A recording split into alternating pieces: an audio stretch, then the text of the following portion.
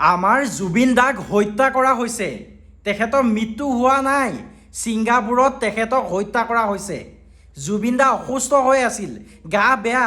সেইটো কথা জনাৰ পিছতো নৰ্থ ইষ্ট ফেষ্টিভেল য'ত ছিংগাপুৰত হৈছে তাত কিয় লৈ যাব লাগে? ব্যক্তিজন অসুস্থ হৈ আছে, কেইবাদিন ধৰি কেইবামাহ ধৰি জুবিন দা আগৰ নিচিনা হৈ থকা নাই। তাৰ পিছতো জুবিন দাক ছিংগাপুৰলৈ নিব কিয় লাগে? কিছুমান উদ্যোগপতি, কিছুমানে নিজৰ স্বাৰ্থৰ বাবে দাদাক আগৰ পৰা ব্যৱহাৰ কৰি আহিছে আৰু এতিয়াও ব্যৱহাৰ কৰি আছিল, যাৰ বাবে আমি দাদাক হেৰুৱাব লগা হ'ল। ছিংগাপুৰত লৈ গৈছে দাদাক, স্কুবা ডাইভিং কৰি আছিল। এতিয়া অসুস্থ ব্যক্তি এজনে স্কুবা ডাইভিং কৰিবলৈ যাওঁতে কোনো নৰখালে কিয়? তেখেত অসুস্থ হৈ আছে। সেইবিলাক পানীৰ খেল হয়, পানীৰ খেল খেলিবলৈ তেখেত অসুস্থ ব্যক্তিজনক কোনো ৰখাব নোৱাৰিলেনে? কোনো নক'লে যে দাদা খেলিব নালাগে বুলি? কিয় নক'লে?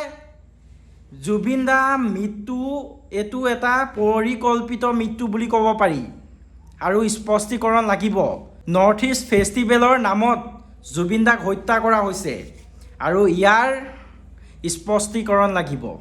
কোনে কি কাৰণে কৰিছে? আজি গোটেই অসমবাসী আজি কান্দি আছে এজন ব্যক্তিক হেৰুৱাৰ বাবে। ইয়াৰ স্পষ্টীকৰণ লাগিব। আৰু জুবিন দাক হত্যা কৰা হৈছে। আমি কেতিয়াও বিশ্বাস নকৰোঁ জুবিন দা মৰিছে বুলি, কেতিয়াও বিশ্বাস নকৰোঁ।